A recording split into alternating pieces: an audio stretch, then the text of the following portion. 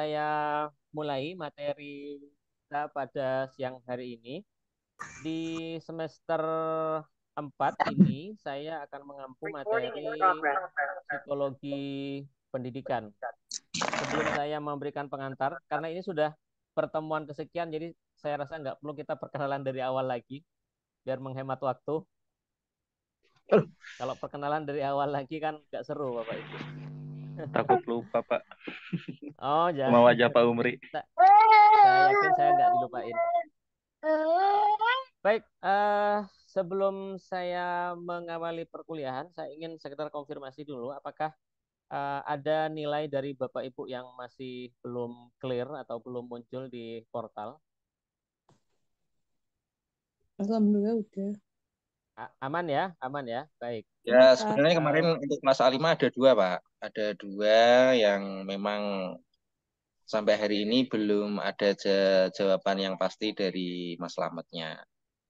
ah, ah. Karena itu kesalahan dari ya saking sibuknya atau bagaimana kurang tahu. Ya memang agak Oh, berat sih. Ada iya, dua. memang di detik-detik terakhir itu saya tetap menunggu. Ternyata setelah saya rekap, ada beberapa mahasiswa yang sama sekali memang tidak mengerjakan tugas, Bapak. Ya, Jadi ada yang mengerjakan tugas itu hanya 2 kali pertemuan, sisanya nggak ada. Padahal eh, se- seingat saya sudah memberikan waktu yang sangat longgar sekali. Bahkan waktu yang saya berikan untuk mengerjakan tugas itu kan rata-rata 3 hari, ada yang 4 hari. Kemudian ada juga beberapa mahasiswa yang dengan alasan teknis jaringan.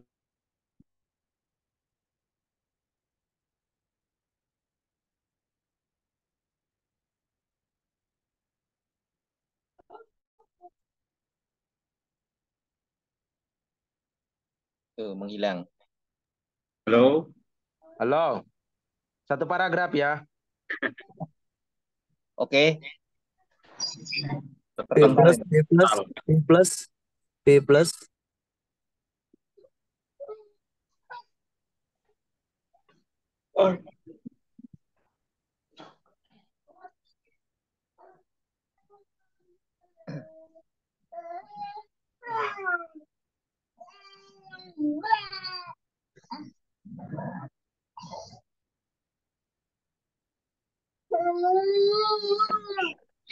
Jadi Ibu Umri ya? Ibu Umri lagi menyusui. Jadi Ibu Umi. Iya. Itu kenyataan iya. panggilan dari dosen semua rata-rata Ibu Umri. Ibu Umri. Ibu Umi.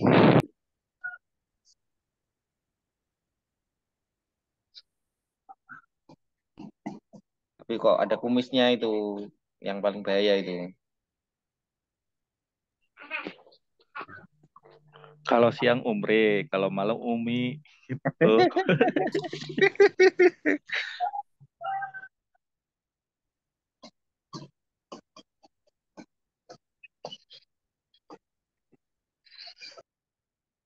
Nanti Pak dosen. Wah, langsung mati lampu paling. Kental kayak. Sambar gledek blok.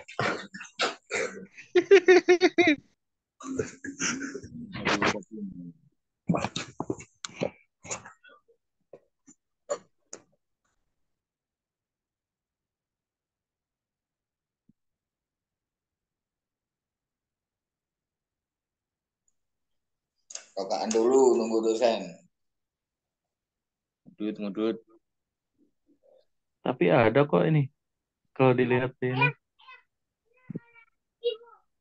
Ya nggak masuk suaranya Pak dosen ini. Iya. Oh iya, maaf ke mute. Ya, nak sebentar. Abi ngajar. Abi ngajar. Saya ambil di itu di di kardus. Ada sponsor. Ada. Bapak Ibu bisa mendengar suara saya? Ya Pak. Aku mendengar. Bisa Pak. Eh, Suara aman. si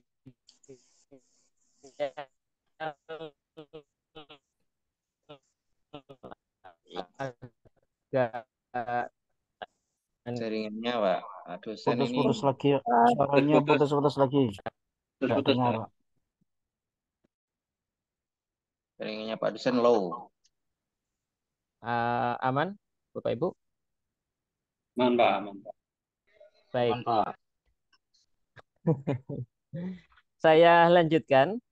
Seingat saya, eh, di sistem perkuliahan kemarin saya sudah memberikan waktu yang longgar. Rata-rata pengerjaan tugas ketika asinkronus itu 3 hari.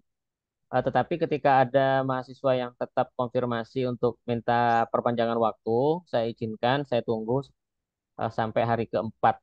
Ada yang sampai hari keempat setengah, mirip nyaris ke hari kelima. Dan itu tetap saya rekap nilai-nilainya. Jadi eh,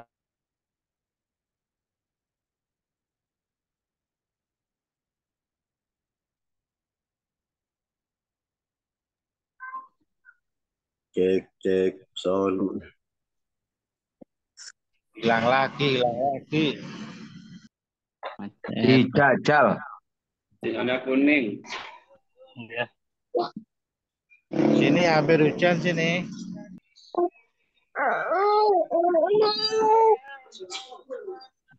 Sama, sini juga mulai panas sini. Oke, salam pramuka. Salam. Oke. 3 kali tepuk muka. Bang Umri nyusul dulu, Bang Umri. Gara-gara nyusul dulu.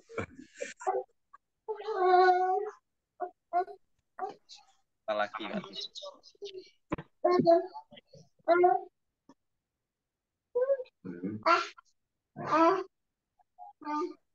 Bapak rumah tangga.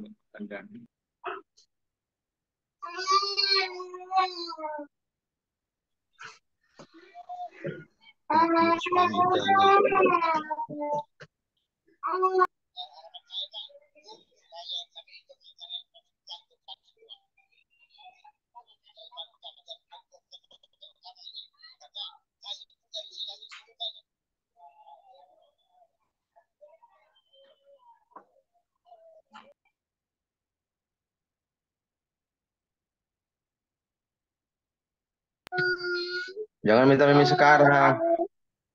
Ya, nanti Pak itu bapak-bapak pengen mimi juga. Jangan mimi ya. Masih siang. Jangan mimi ya. Ku tak sudi.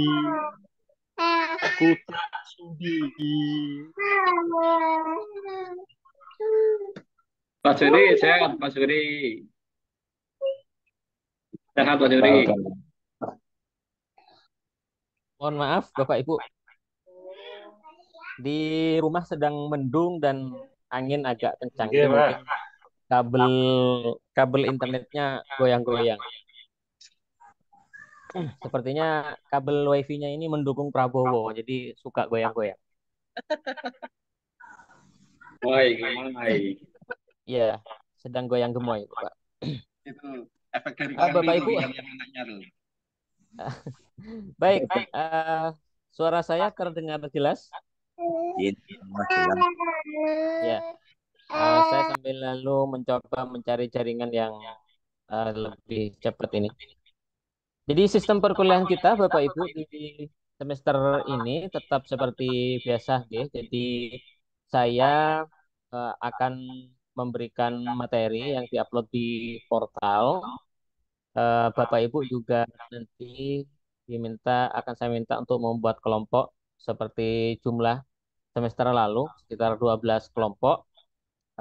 Karena tanggung jawab saya melaporkan bahwa perkuliahan ini berlangsung sebanyak 16 kali dengan UAS dan UTS-nya. Jadi 4 kali sinkronus, sisanya dengan asinkronus. Nah, di sistem asinkronus itu Bapak Ibu masing-masing kelompok akan membuat makalah dan PPT, dan itu akan saya upload dengan materi yang akan saya siapkan yang berisi penjelasan tentang topik yang akan kita diskusikan. Sementara tugas Bapak Ibu adalah membaca, menelaah, kemudian mereview atau memberikan catatan kecil sebagaimana yang saya minta di semester yang lalu. Sebenarnya catatannya nggak harus banyak-banyak, Bapak Ibu. Jadi kalau saya minta satu paragraf, jangan dikasih satu halaman, Bapak Ibu. Ada yang terlalu baik. Jadi saya hanya minta dua paragraf, isinya, waduh, dua halaman penuh. Ini kan menyusahkan ya. Menyusahkan panjenengan juga menyusahkan saya, karena mau tidak mau harus dibaca dari awal sampai akhir. Jadi yang saya minta misalnya poin per poin ya udah tinggal tulis aja satu, dua, tiga atau A, B, C, D cukup. Kalau saya minta satu paragraf cukup satu paragraf singkat yang menggambarkan tentang isi dari materi yang saya posting itu sudah cukup Bapak Ibu. Saya sudah eh, pengertian, saya memahami bahwa Bapak Ibu adalah guru yang sangat sibuk sekali di sekolah masing-masing. Maka saya tidak ingin menambah beban lagi. Saya yakin bahwa motivasi Bapak Ibu untuk belajar itu sudah terbukti dengan bergabungnya di program ini dengan seluruh eh, plus dan minusnya. Ini sudah menunjukkan bahwa Bapak Ibu memiliki keinginan yang kuat untuk meskipun eh, sudah memiliki tugas dan tanggung jawab di tempat.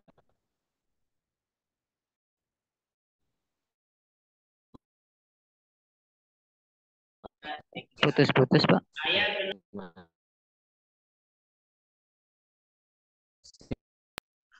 Ayah sautik mah. Suaranya hilang, Pak.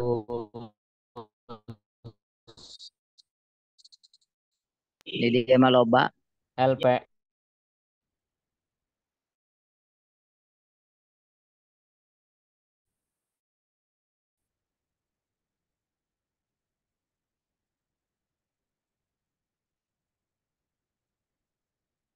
Halo, clear?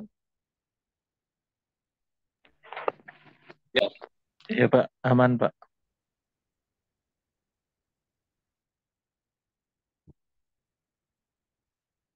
Suara saya terdengar jelas. Pak. Ada ehonya, Pak.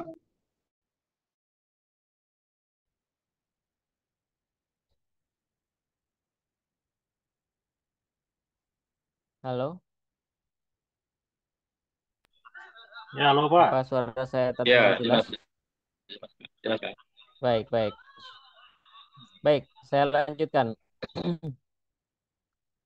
Saya juga ingin menyampaikan terima kasih kepada Bapak Ibu karena sudah memberikan nilai penilaian yang bagus terhadap kinerja saya ketika mengampu mata kuliah pengembangan kurikulum di kelas A5 ini. Sehingga total penilaian yang saya dapat kemarin 3,7 kalau nggak salah.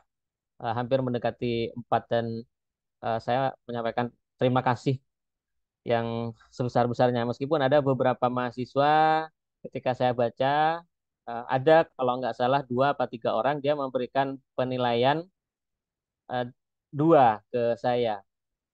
Setelah saya amati beberapa angket yang dipilih ketika berkaitan dengan strategi mengajar yang saya gunakan, salah satunya adalah menyebutkan bahwa saya dalam menyampaikan pembelajaran tidak di tidak diikuti atau tidak dilengkapi dengan contoh-contoh yang real dalam dalam kehidupan sehari-hari.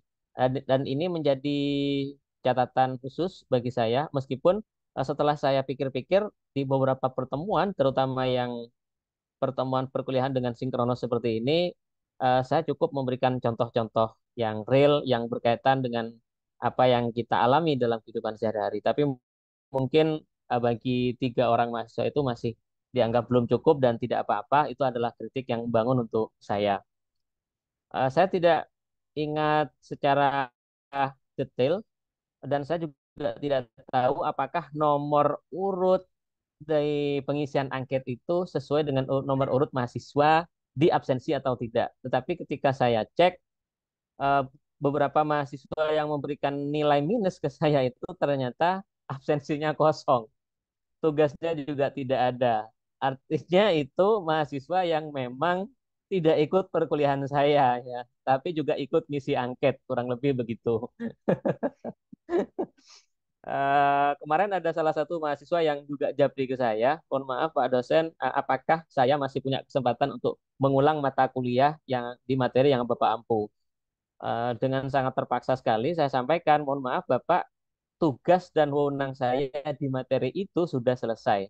Selanjutnya adalah eh, kewenangan Pak Kaprodi. Maka silakan panjenengan langsung menghubungi Pak Kaprodi, dan saya selaku bawahan Pak Kaprodi akan selalu patuh dan taat terhadap instruksi dari Kaprodi. Kira-kira begitu.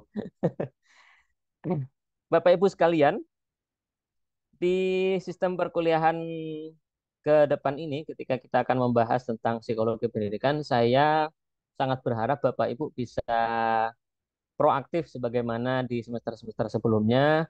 Kalau misalnya ada kendala, sakit, kemudian jaringan yang terputus sehingga seminggu tidak bisa buka portal dan lain sebagainya, monggo disampaikan ke saya, dikonfirmasi ke saya, sehingga saya mengetahui Bapak Ibu itu tidak bisa menyelesaikan tugas dengan tepat karena apa.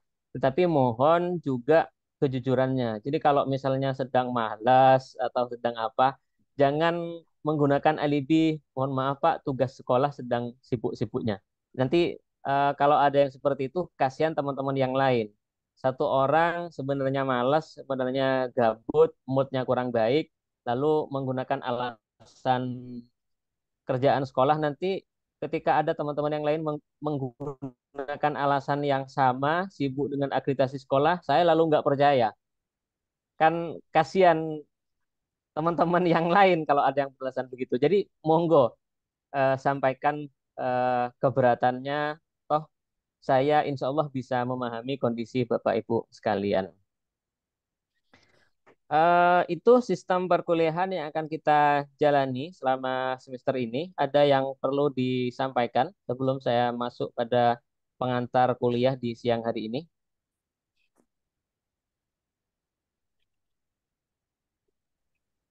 Lanjut mawon Pak dosen. Oke, baik. Semoga tidak terkesan memberatkan Bapak Ibu. Tapi ternyata di evaluasi kemarin ada katanya dosen yang memberikan tugas waktunya hanya dalam hitungan jam. Semoga bukan di kelas ini ya. Apa? Kelas ini Ada ada ya? kemarin. Ada, Pak. Iya, ada ya. Pak. Ada. Jadi perkuliahannya pagi, kemudian batas waktu storenya sore, begitu katanya. Dan Pak Kaprodi benar-benar memberikan perhatian. Mohon Bapak Ibu dosen pengertiannya, karena mahasiswa kami itu eh, campur semua. Ada yang usianya sudah di atas 50 katanya. Ada yang kesibukannya luar biasa, jadi mohon diberikan waktu yang longgar minimal 2 hari katanya. Eh, Batas maksimalnya adalah 2 sampai 3 hari. Maka saya menggunakan batas yang maksimal. Yang penting ilmunya barokah, Bapak Ibu. Amin. Amin.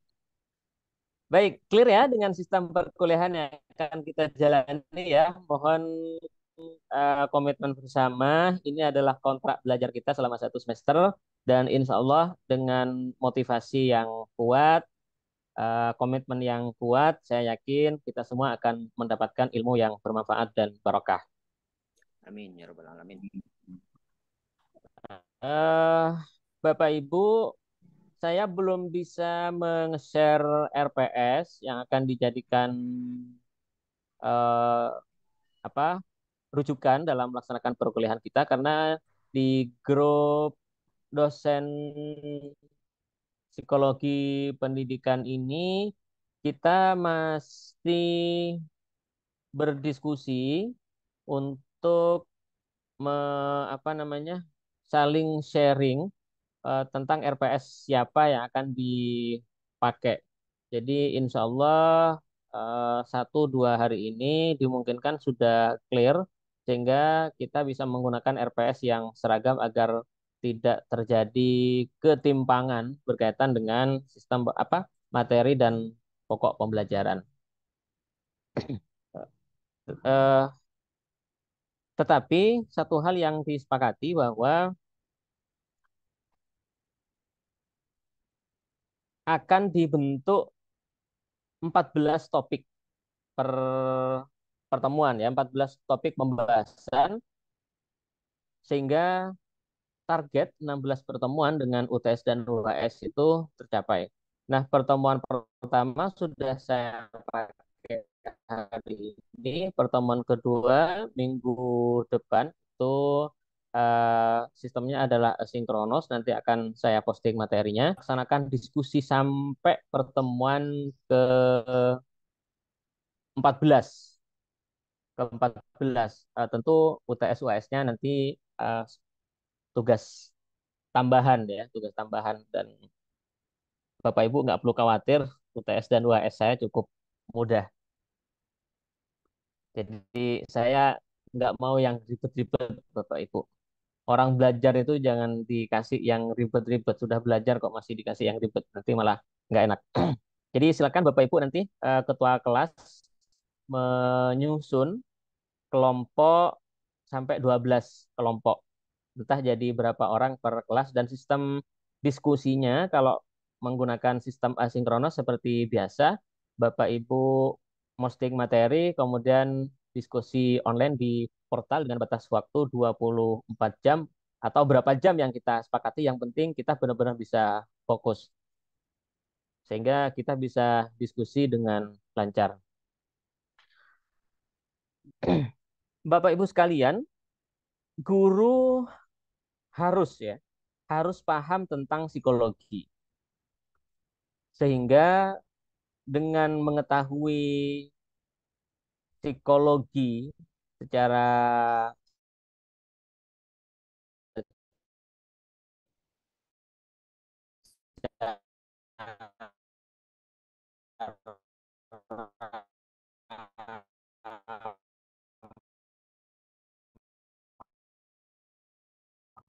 maksimal, Suaranya putus-putus, Pak.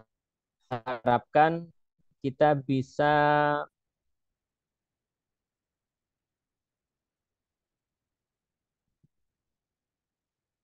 Halo Bapak Ibu, suara saya terdengar jelas? Oh, baru putus-putus. Ya, Pak. Saya sedang merefresh sinyalin. Karena mendung ya, jadi kalau mendung memang suka hilang-hilang. Sudah Sama. clear? Sudah clear Bapak Ibu? Ya udah, Pak. Baik. Setiap guru harus paham kondisi psikologis masing-masing anak. Karena setiap anak itu punya problem sendiri, punya kebutuhan sendiri, punya sisi yang tidak bisa kita ambil rata-rata. Kelemahan sistem pendidikan kita di Indonesia itu karena kita sering menyamaratakan kondisi siswa di Jakarta dengan kondisi siswa di pelosok Sumeneb misalnya, atau pelosok Balikpapan, atau pelosok Sumatera. Jauh Bapak Ibu. Meskipun mereka menyebutkan dengan istilah standar minimal, tetapi standar minimal yang digunakan di Jakarta nggak bisa otomatis tiba-tiba digunakan sebagai standar minimal di tempat yang lain. Karena kita menghadapi kondisi sosiologis yang berbeda, kondisi keluarga yang berbeda, kepemilikan sarana dan prasarana yang juga berbeda. Maka guru pun dalam membimbing atau dalam melaksanakan pembelajaran anak-anak di kelas juga harus punya pemikiran yang sama, bahwa setiap anak itu unik.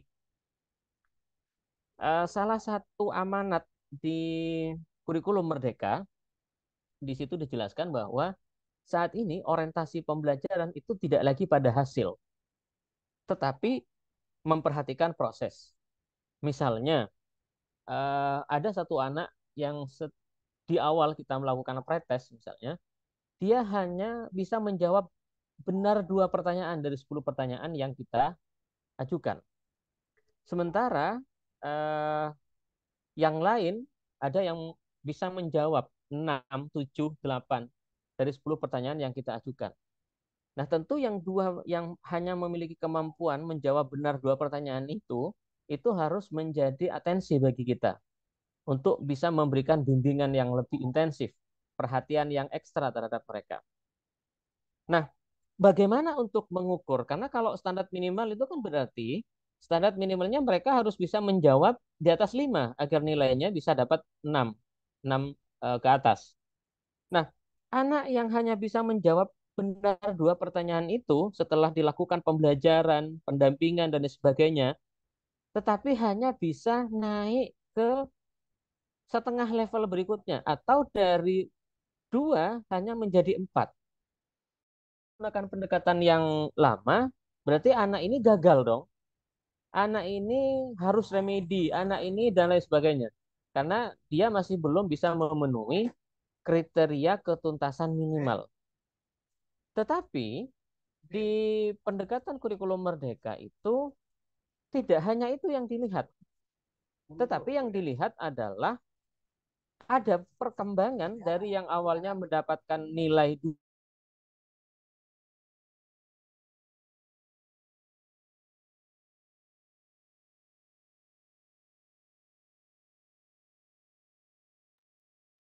Suara hilang.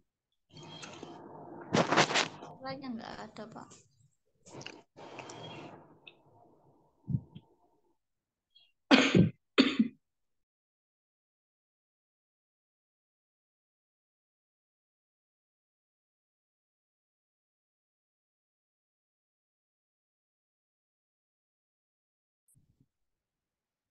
Mohon maaf Bapak Ibu, hilang lagi. Baik, saya lanjutkan. Jadi ketika kita sebagai guru menyaksikan bahwa anak yang awalnya tadi mendapatkan nilai 2, kemudian dia naik mendapatkan nilai 4, ini sudah ada perkembangan yang sangat luar biasa.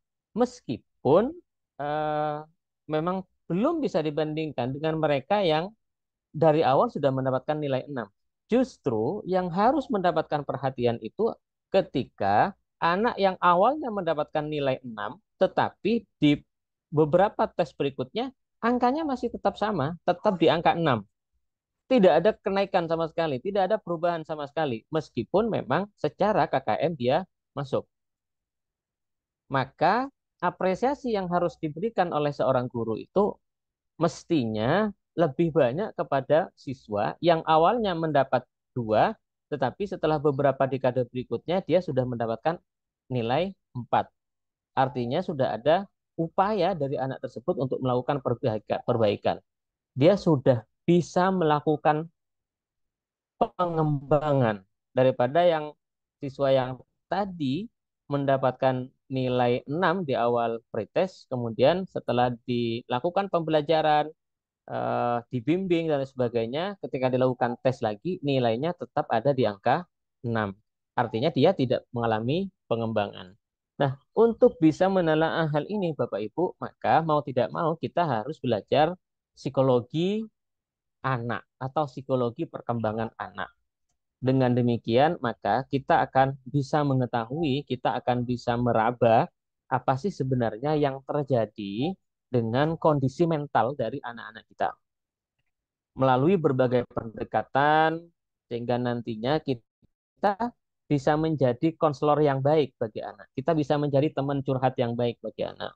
Mohon maaf Bapak Ibu, sampai detik ini saya sering menyaksikan guru enggan menjadi teman curhat. Guru yang enggan mendengarkan cerita anak ketika di sekolah. Lebih-lebih untuk anak di tingkatan MI atau tingkatan SD yang secara akademik sebenarnya mereka itu masih belum siap untuk belajar materi-materi yang berat. Karena dunia mereka masih dunia main, dunia mereka ada dunia santai, dunia mereka itu adalah dunia yang apa ya? Dunia yang ringan-ringan. Tapi sistem pendidikan kita hari ini sudah mengharuskan mereka belajar dengan materi-materi yang sangat berat sehingga masa kecil tidak bahagia. Nah,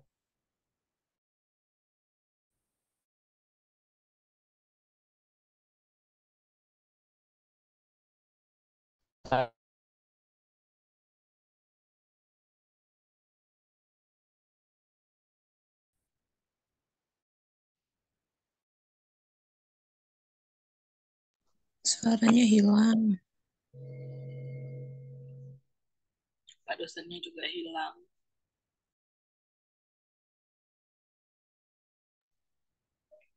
Ya, Pak dosen terus disconnect. Oh enggak, masih ada. Pak dosen masih ada, cuman suara sama enggak. Pak Asuri yang udah nggak ada. Dosen keluar. Terbawa angin. Iya, Pak dosennya keluar nih. Aku masih ada nggak? Pak Asuri yang udah nggak ada. Pak Asuri. Kalau Pak Suri nggak ada. Pak Suri mana yang ada? Astagfirullahaladzim.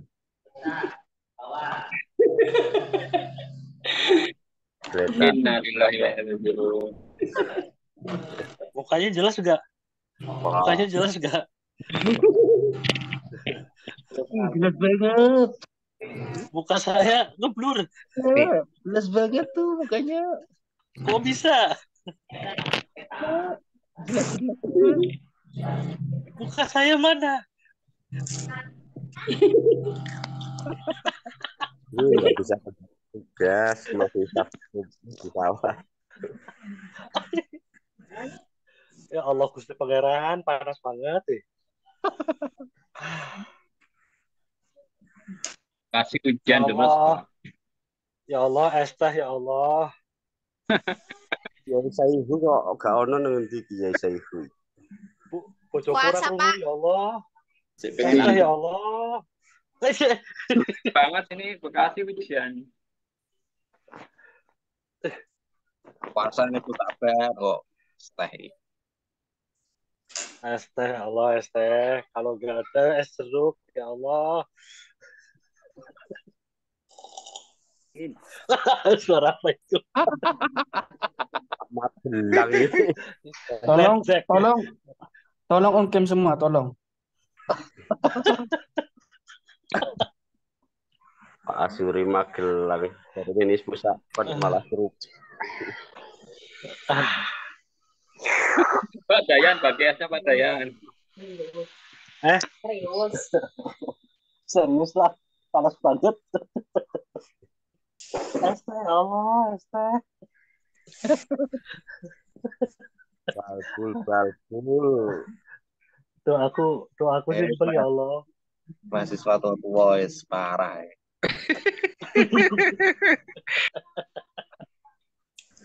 Aku habis panasan di lapangan, Pak.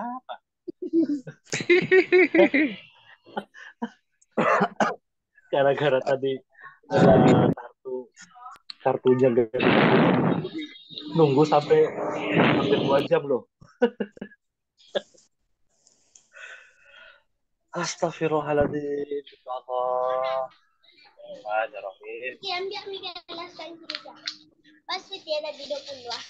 Mendung, hujan. Dan Oke. Aman gak ngeblur. Pak Asuri Magelang ya arep kedurenan ngendi kuwi. Berkat apa? ya isi absen baru 20 orang Pak. Yang berisi absen dapat hadir. Pak Suri. Lamaran mana tadi? Gimana? Spill rokoknya apa lagi? Bako. Apa kuning? Enggak no. Apa, Pak? Bako campur anu Apa kuning hijau? Bakone campur kudu gedang. Jarum. Rokok masalah ibu. Ngandel. Wih, alamatnya aku tahu nggak, Pak? Apa? Bapak Ibu. Alamatnya tahu nggak? Alamat apa? Alamat rumah itu rokok Ya, kirim. Pak dosen. Masuk, Pak dosen. Masuk, Pak dosen udah masuk. Terbental lagi. Iya. Ya. Pak Zainal sepertinya lagi ada pesta makan siang. Ya. Lamaran lagi, Pak. Ya, Baik, Bapak Ibu. kayak aja sih. Iya. Baik, Bapak Ibu, saya lanjutkan dulu nggih. Monggo. Sedikit lagi.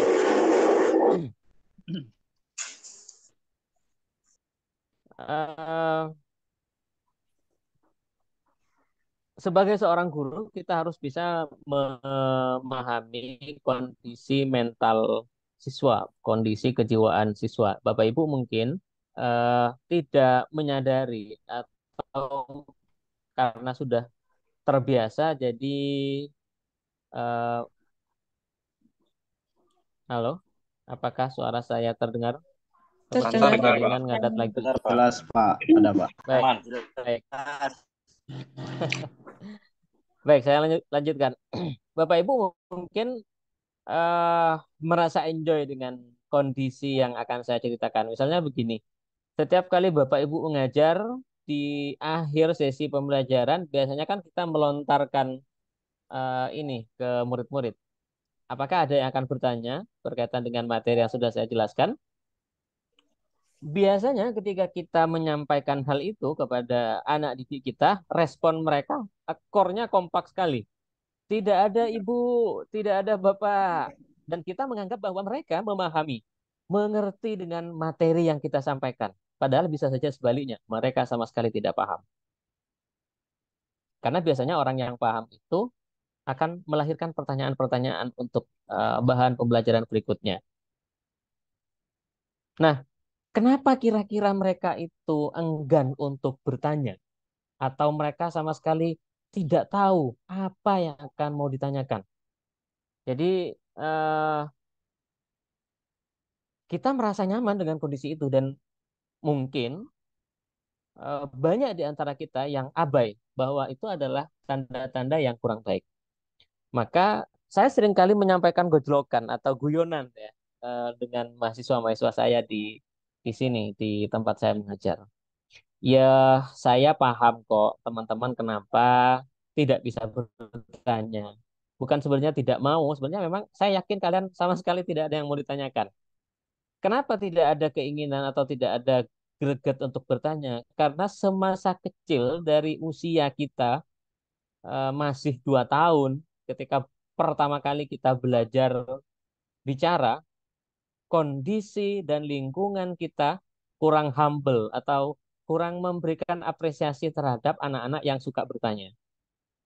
Bahkan sering nih kalau di daerah saya di Madura itu, eh, kalau misalnya pakai bahasa Madura ya, ini agak kasar, tetapi lucu, lucu. Coba tanya sekali lagi, ngkra bibir. Kalau dalam bahasa Indonesia, coba nanya sekali lagi, akan aku potong ujung lidahmu. Ini serem.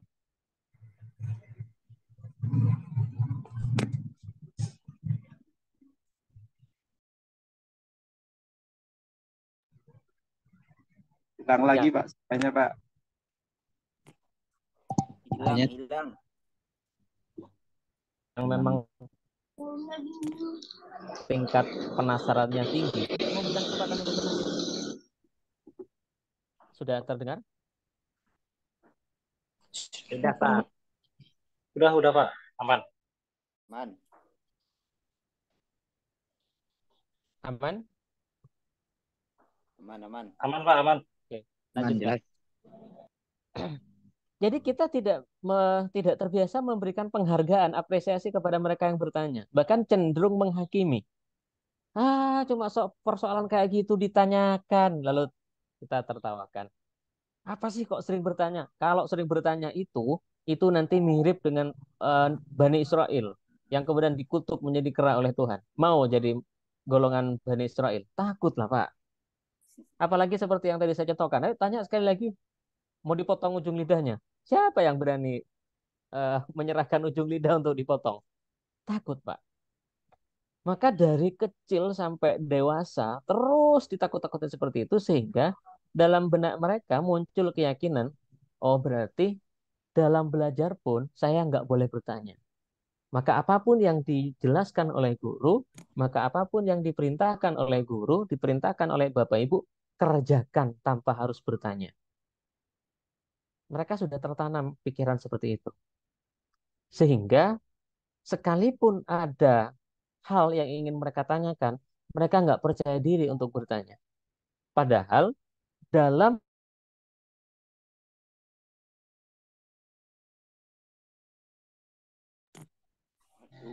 Hilang lagi, Pak. Kembali.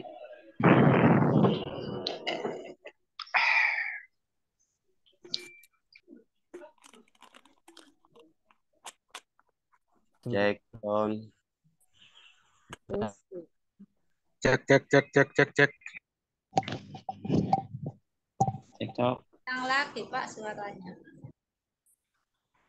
Alhamdulillah sudah ada Bapak Ibu. Ngelunting, ngelunting. Bangun. Apanya yang ada lagi? Ting tong, ting tong. Saiful Saiful Alhamdulillah. Alhamdulillah. Doaku terkabul. Doaku terkabul. Nemu es teh. Es teh.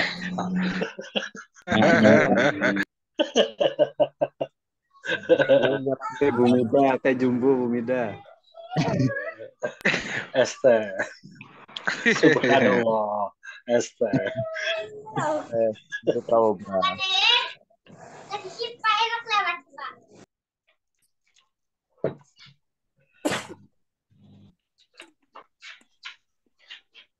Es teh. halo Bapak Ibu. Halo. Ya, Pak. Pak. Ini keluar yang kesekian kali. Tak ambilkan tak? Enggak apa-apa, Pak. Baik, Bapak Ibu, mohon izin dilanjutkan sebentar. Nah, kita seringkali tidak memberikan kesempatan bagi anak didik untuk bercerita tentang apa yang diinginkan, apa yang diharapkan, dan apa yang ditakutkan. Maka saya berharap setelah Bapak Ibu belajar tentang psikologi pendidikan ini, ke depan dalam melakukan pembelajaran, kita semua bisa menjadi teman curhat yang baik bagi anak-anak. Kita memberikan suasana yang nyaman bagi anak-anak untuk curhat, untuk cerita, untuk menjelaskan atau menceritakan apapun yang mereka pikirkan tanpa harus dibayang-bayangi oleh ketakutan-ketakutan. Karena semakin banyak anak didik kita yang bercerita kepada kita tentang keinginan mereka, harapan mereka, ketakutan mereka, kegalauan mereka, maka itu akan memberikan dampak yang positif sehingga kita bisa mengarahkan mereka ke jalan yang benar. Apalagi untuk generasi anak-anak yang generasi Z atau generasi setelah Z yang malah tambah mellow itu. Jadi orientasi dan gaya pembelajaran memang harus diubah. Kalau dulu guru itu kesannya adalah membatasi atau jaga jarak dengan siswa, dengan peserta didik, tapi saat ini sebaliknya. Guru tidak lagi bisa menjaga jarak atau memantau anak didik dari jauh, tetapi harus berteman dengan mereka. Nah, bagaimana Pak kalau misalnya dilihat dari sudut pandang etik, apakah patut, apakah nggak bahaya kalau misalnya guru dengan siswa lalu berteman? Nah, tentu masih ada yang kontroversi untuk menilai ini secara etik, tetapi ketika interaksi atau komunikasi keakraban yang dilakukan antara guru dengan siswa tetap dalam koridor dan konteks pembelajaran, sebenarnya tidak masalah. Toh kita akrab dengan mereka, kita menjadi teman curhat mereka, itu dalam rangka untuk mengarahkan mereka menjadi generasi yang lebih baik. Sebagai guru yang sekaligus berperan sebagai konselor, maka kita harus menjadi pendengar yang baik bagi mereka. Kalau Bapak Ibu ada yang pernah ke psikolog misalnya, ya namanya psikolog, mereka jarang ngomong, Pak. Jadi mereka mendengarkan apa yang menjadi keluh kesah kita. Benar-benar menjadi teman ngobrol dan memosisikan bahwa apa yang diceritakan oleh mereka itu benar semua. Apa yang dikhawatirkan oleh mereka itu layak juga kita khawatirkan. Jadi benar-benar memposisikan kita sebagai supporting system bagi mereka untuk melakukan banyak hal. Nah, saya membayangkan kalau misalnya kita benar-benar bisa menciptakan situasi pembelajaran seperti itu, akan seperti apa di masa depan kecerdasan anak-anak itu dalam berinovasi, dalam berkreativitas. Karena mereka selalu akan percaya diri, selalu merasa bahwa apa yang dipikirkan itu mendapatkan penghargaan, mendapatkan dukungan dari orang-orang di sekitar. Tentu lingkungan sekolah tidak cukup hanya apa namanya? Tidak cukup hanya di sekolah itu. Artinya lingkungan sekolah yang memberikan kesempatan kepada anak didik untuk bebas bercerita, bebas bermimpi, itu harus ditularkan pada lingkungan-lingkungan keluarga atau lingkungan masyarakat di sekitar sekolah. Sehingga mereka di sekolah merasa nyaman, di lingkungan masyarakat juga akan merasa nyaman. Dengan cara begitu, maka setiap aktivitas pembelajaran itu akan selalu riuh dengan pertanyaan-pertanyaan yang diajukan oleh peserta didik. Kalau selama ini atau beberapa puluh tahun sebelumnya bertanya itu hanya dilakukan oleh mereka yang tidak tahu, tidak paham, tetapi saat ini bertanya itu adalah tanda dari pemahaman yang lebih tinggi. Karena mereka benar-benar memahami, bisa mengkorelasikan, bisa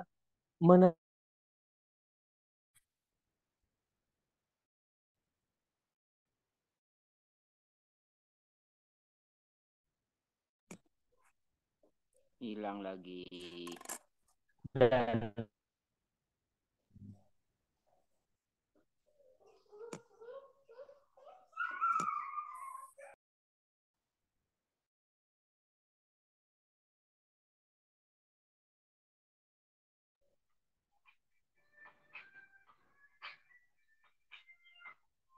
Ya Rasulullah salamun alaik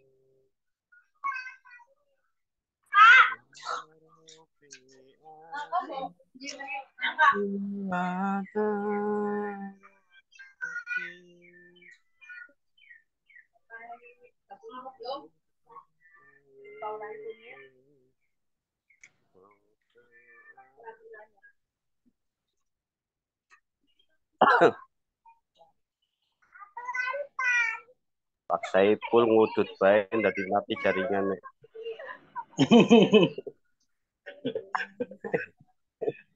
Wajah Pak Dainul gak kelihatan. Berarti dia lagi berburu model stiker. Oh iya, ini udah kelihatan.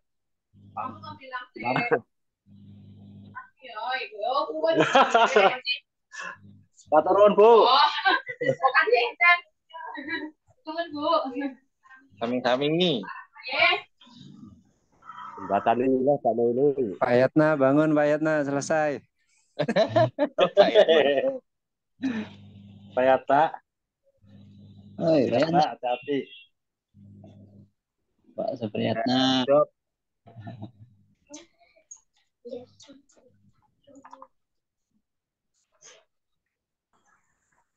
Gantinya Pak Saiful. Iya. Tapi kayaknya udah nyampe ini, sudah sampai Surabaya kali. Tak masuk. Ya. Yo, stiker. Oh, stiker.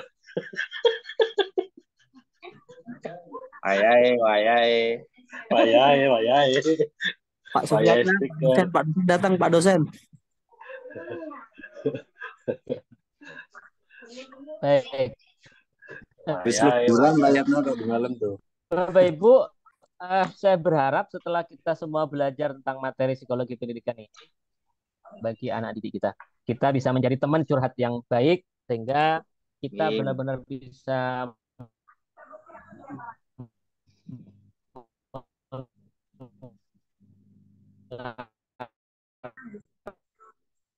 Putus-putus, Pak.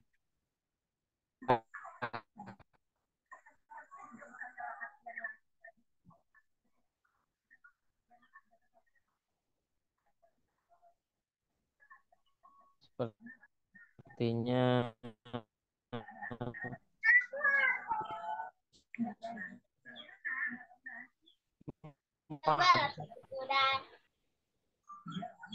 atau Indonesia yang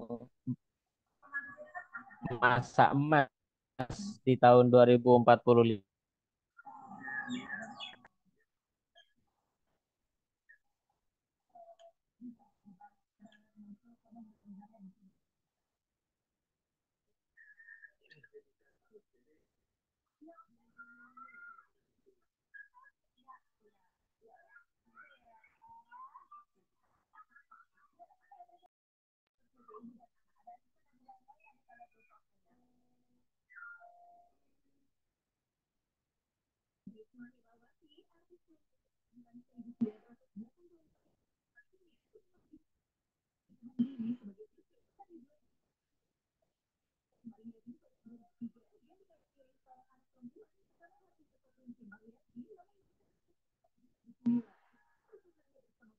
Baik, Bapak Ibu, suara terjelas.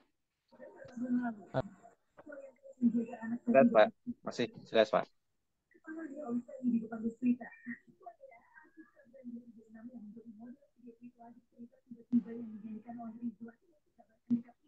Baik, sepertinya ya sudah nggak bisa dipaksakan, tapi kurang lebih seperti itu yang dapat saya sampaikan, bahwa saya berharap setelah kita belajar materi psikologi pendidikan ini, kita bisa menjadi pendengar yang baik bagi anak didik kita bisa menjadi teman curhat yang baik bagi anak didik kita, dan kita sedikit banyak bisa meraba bagaimana kondisi psikologis mereka, apakah masih tetap strong, kuat untuk melanjutkan materi pembelajaran, atau mereka butuh istirahat dan butuh hiburan. Kira-kira seperti itu.